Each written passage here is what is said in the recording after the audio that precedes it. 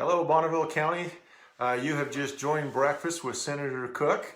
I am Idaho State Senator Kevin Cook from District 30, but now it's known as District 32 since the redistricting. We're live on Facebook. I try to do this every Saturday, at least during the session and during campaign season, and then after that, try to do it whenever I have something that I think is worth Bonneville County knowing about what's going on in the state, what's going on in the Capitol. So if you have questions, please write them up, post them, and I will try to answer them the best I can. I think Idaho is an incredible state. I think it's the best state in the nation. And for that reason, I always try to start off my live sessions with a trivia question. And some of them are better than others. This one's kind of lame, but you know, it gets there. But I love steak, and I love milk and cream and ice cream and cheese and all of that stuff. So we're talking about cattle today, all right? We want to talk about the cattle industry. And so just for a little bit of information, there are over 2 million cattle on over 11 million acres in Idaho, the state. Primarily, they're used for the production of beef, your steak, your good burger, and for dairy products. The most cattle-dense county is Gooding County, with over 300,000 cattle located there. That's a lot of cows. So here's my trivia question for you, though. Idaho is famous for having the highest priced purchased Hereford bull in the entire nation. Okay, how much was paid for that bull?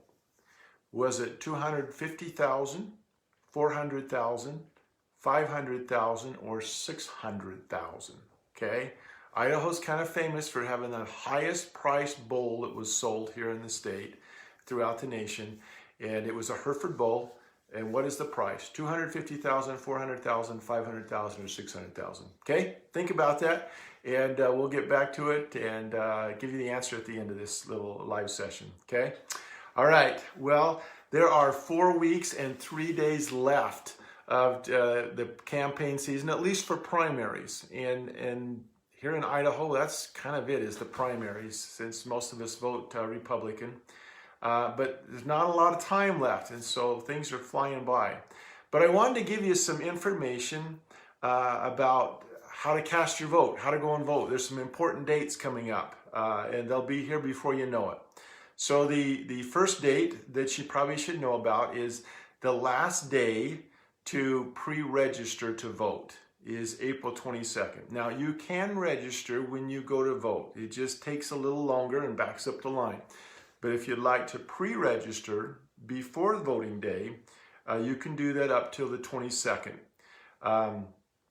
Your mailer has to be postmarked by the 22nd at 5 p.m. Okay, or you can submit it online by midnight, and all applications have to be by midnight. So if you're doing it online, so April 22nd, 5 p.m. if you're going to do it by mail, or by midnight if you're going to do it online. So if you're going to do it online, here's the URL. You're going to go to www.voteidaho.gov. And there you'll be able to put in the information you need to get pre-registered. Okay? And the website's really, really good. It's pretty easy to figure out what to do. Next date, May 6th. Okay? Last day to request an absentee ballot. So in other words, if you've got a son or a daughter that's on a mission, or they're in the military, or you're a snowbird and you're living down in Arizona right now and you want to come back and vote, so you need to request an absentee ballot. Okay? And you can do that online. And to do that online, what you do, here's the URL. Okay? It's www.bonnevillecounty.idaho.gov/ going that way, /page/early-voting. Okay? If you go there, then you can request an absentee ballot. There's a couple of things you need to have, though, with you when you go to that website. You will need to have your Idaho driver's license, and if you don't have a driver's license or a state identification card, and so either a driver's license, Idaho's identification card, and you need to the last 4 digits of your social security number in order to complete the online absentee ballot. Okay? All right. Now, if you don't have those required ID numbers, what do? Well, you can download a paper application and mail it into the county clerk. Otherwise, you can just go visit the county clerk office and get done what you need to do there. And they are very helpful. If you've never visited the elections office, they're incredible. Very, very helpful people, very knowledgeable, and they can get you in and out really quick. Okay, the next important date for you is May 13th. That's the last day for early voting. Okay, if you don't want to wait and go sit in lines, but you want to go and just vote early, you can go do that. You can go show up at the elections office, the Bonneville County Elections Office, and you can cast your vote. Okay, well, the last date that you can do that is May 13th at 5 p.m. in order to go vote early. So early voting is available from either 2 to 4 weeks. I just text one of the clerks to find out if early voting is open yet. I think it is, but I'm not absolutely sure. But I'll give you a phone number and an address, and then you can ask them yourself if it is open. But that's another good way. You can go right in there. They have a voting booth, and you can go right in there and vote and be done with it, or you can wait until the 17th. Okay, let's see. The address for the Bonneville County Elections Office, it's 825 Shoup Avenue. Okay, it's across from the Motor Vehicle Driver's License Building. It's downtown Idaho Falls. And again, they are very, very helpful people. The next important date is May 17th. That's the date, that's the primary vote. And so May 17th, you need to make sure you know where your polling station is. Do that before the 17th. So if you need to go there early in the morning or late at night, but then you can go get your vote and make your vote count. So there's different polling stations, and if you don't know where yours is, again, you can get onto the Bonneville County Elections website, and there's some links there that you'll be able to put in your address, and you can find where to go to vote. Again, their website is very, very easy to get through, and if that doesn't work, give them a call. So here's their phone number, okay? It's 208-529-1363. And they'll be able to help you. Okay, again, here's the address if you want to go to them. It is 605 North, I'm sorry, that's the mailing address. The Bonneville County Elections Office is 825 Shoup Avenue. Okay, so anyway, there's lots of different ways. So you got absentee ballot. You can request an absentee ballot and fill it out and mail it in. Or you can drive over there and you can do early voting. Or you can wait until May 17th and vote at your voting station. Okay? All right. Let's see. Let's talk about, I'm going to talk a little bit about what we've been doing as a campaign. I'm still kind of new at this. This is my second go around, and I'm still learning, and it's incredibly busy. I had no idea it was as busy as it is. So last week I spoke at the Kiwanis Club, which was awesome. We told them about a little bit what the session was, some of the things that went on, and then we spent a lot of time on questions that they had and answering. We talked a lot about the bill that I proposed that was to, by default, turn on the parental content filtering. We talked about that, and a lot of them wanted to know how that would affect businesses, and the answer was it didn't.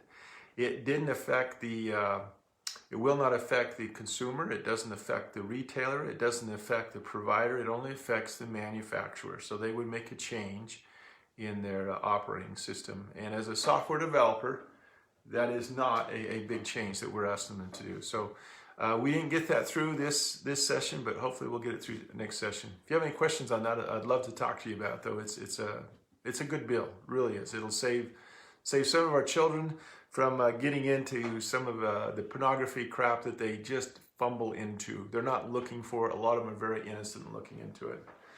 Okay, so this week, Wednesday, I got an interesting call. It was about 10 o'clock, phone call, and they said, Kevin, we are scheduled to have U.S. Congressman Mike Simpson speak at the Rotary Club. However, he is sick, and the Rotary Club starts at 12, so it was 2 hours prior to it starting. And they says, we're wondering if you would come and speak in behalf of him, not in behalf of him, but in place of him. And so I did. I went and spoke. So it was a little, I get scared enough in front of people when I am prepared, but I was certainly not prepared. I wasn't ready, but anyway, it went fairly well. No one threw anything at me. No one got up and walked out, and no booze. So I think it went well. But basically I spoke for about 20 minutes about the session, about who I introduced myself and what happened in the session. And then we took 20 minutes worth of questions. Some of those questions, they weren't all softball. There was some hard ones where it sweated beads of sweat on my forehead. But they were good questions.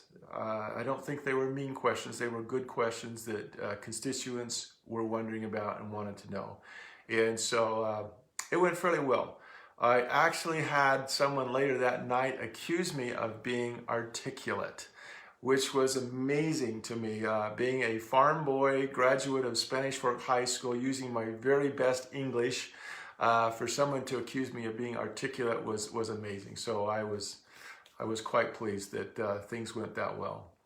So anyway, later that day, so we're still on Wednesday, later that day, they were supposed to, CEI, College of Eastern Idaho, over there on Hit Road, they had a reception and they were going to honor Representative Simpson. And of course, he wasn't there, he was sick, but they honored him anyway and had his wife stand up and accept the honor in his behalf.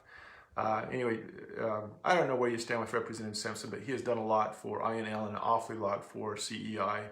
And CEI is going to help our youth and help our kids as they graduate from high school into higher education. So I'm excited about CEI, what they do. President Amon, Rick Amon, has done a wonderful job there. And we're working with him trying to get some of these kids some dual credits so that they can go on. We've got it set up so they can actually get an associate's degree when they graduate from high school. And so if you've got some kids in high school, I think it's from 7th grade through senior year, they can sign up and get dual credits. If you're not aware of that, you really should take advantage of it. So it's no cost to you. Your kid, your student, can take high school classes and get credit for college, and no cost to you. And if they get enough, they can actually get their associate degree when they graduate. And there's more and more people, more and more of these students that are doing that. It's not for everybody, but if you'd like to do it. CEI is big into training for skills and trades, and so we're excited to work with them. Okay, and then later that night, we're still on Wednesday, so it was a busy day Wednesday. We had a meet and greet at the East Idaho Central Credit Union.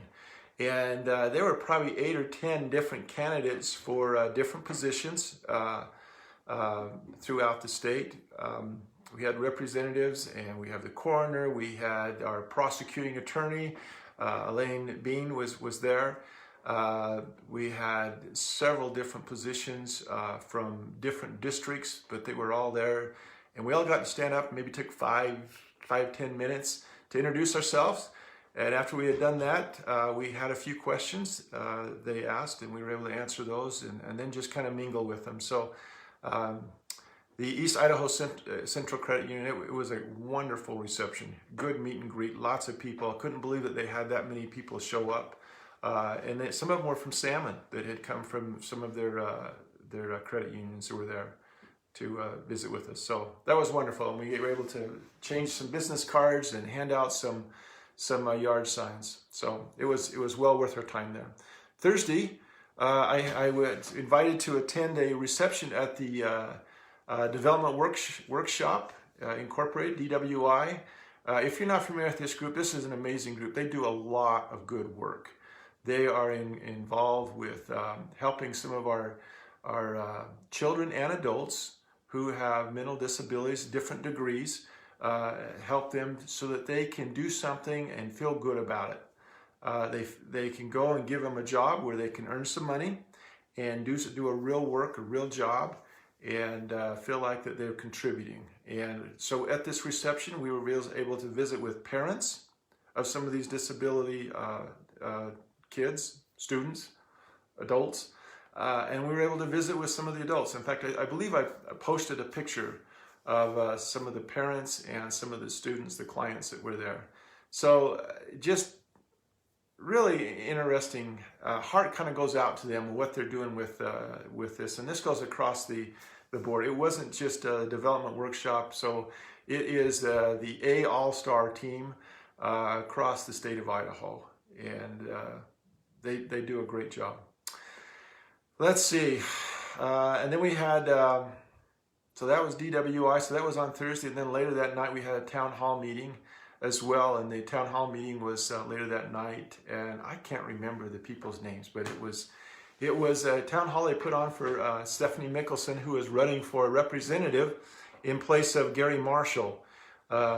She is running for a representative in District 32, and so she would be serving there with Wendy Horman. Anyway, I got to go there. There was probably 15, 20 people there.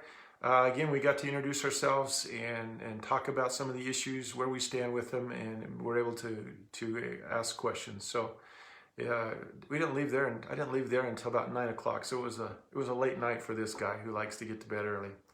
Anyway, busy week. The campaign trail is busy. I'm working on some radio ads. See if I can get those ready and get those going. I got up early this morning, about 6 o'clock, and we started heading out to the streets of Ammon, putting up some more signs, some of the big 4x8s, the 2x3s, and just the regular yard signs. And so signs, still got a lot of signs. So if you've got a yard or a big place to put, it's very visible, I would love to put up a sign in your yard or your business, wherever. So if you got something like that, let me know. Love to put it up. Also, if you got some questions, I would be certainly interested in answering some of your questions. If you've got some, you can either put it live here, you can put it on my email, or text me, call me, whatever works for you. But I want you to know where I stand with the issues. Probably the best part where you can go and look and see where I stand is going to my website. It's www.kevincookforidaho.com. And we just got it fixed, so there's a button there you can actually donate. And I would appreciate it if you've got $5, $25 or whatever to help me purchase some of these signs and put them up and do some radio ads. So anything you can donate would be appreciated. All right, well, again, it's coming that time where Saturdays are sacred and we need to get back to work. So I started this live session out with a trivia question. So it's about cattle, and it's because I love steak, I love ice cream, I love drinking cream straight, I love all that stuff, and so it's about cattle. So there are over 2 million cattle on over 11 million acres in the state of Idaho. Primarily, they're used for beef, okay, your burger, your steak, and also for the dairy products, the cream. Okay, if you haven't had a good glass of cream, you should try it. It's really good. The most cattle-dense county is Gooding County, and with over 300,000 cattle located there. Okay, so here's my trivia question. All right, so at the time here in Idaho is famous for having a buyer pay the highest price for a Hereford bull. Highest price for a Hereford bull was paid here in the state of Idaho. Highest price throughout the whole nation, okay? How much did they pay for it? Was it $250,000, $400,000, $500,000, or $600,000? Okay, the answer is $600,000 for this Hereford bull. It weighed 1,410 pounds, and its lineage was impeccable. And so they paid that for it. So pretty amazing. So 600,000. I wish that bull was mine. Wouldn't that be awesome? Okay, well, I am Idaho State Senator Kevin Cook. I'm running for the Senate seat in District 32. I'm passionate about education. I want to give greater educational opportunities for our kids. I'm determined to get control of our property taxes and give us some relief, push back on government overreach, and to help manage this massive growth that is happening here in Idaho. I believe that this is the greatest nation, the greatest nation as well, and the greatest state. I am asking for your vote. Vote for Kevin Cook, and together we will put Idaho first. Thank you, and have a wonderful Easter weekend. Talk to you later.